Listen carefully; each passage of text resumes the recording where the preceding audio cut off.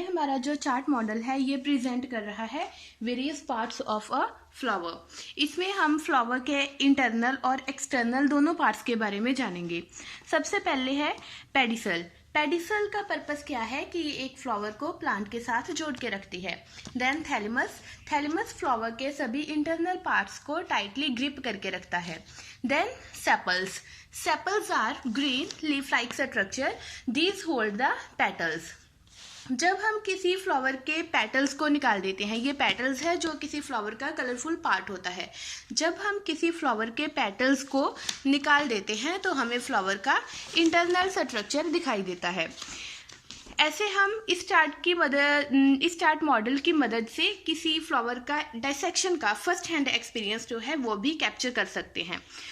अब हम किसी फ्लावर के पेटल्स को निकाल देते हैं तो हमें इसके इंटरनल स्ट्रक्चर दिखाई देता है, जिसमें दो मेजर पार्ट्स होते हैं। Carpel, that is the female reproductive part, and then stamen, that is the male reproductive part.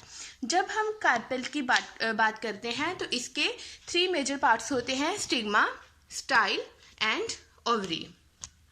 जब हम कार्पल की डायसेक्शन करते हैं वर्टिकली तो हम इसका इंटरनल स्ट्रक्चर जो प्राप्त करते हैं वो हमें ऐसा दिखाई देता है।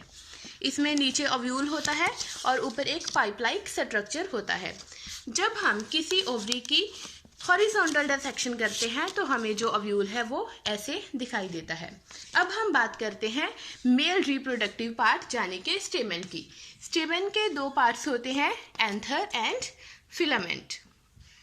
एंथर को जब हम खोलते हैं तो इसमें बिल्कुल छोटे से पाउडर लाइक सब्सटेंस होते हैं जिसे हम पोलेंस बोलते हैं। ये है पोलेंस और ये है filament.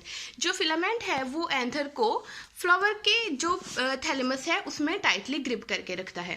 So this is all about the structure of flower. इसमें हम फ्लावर के इंटरनल और एक्सटर्नल दोनों पार्ट्स के बारे में जान सकते हैं। Thank you.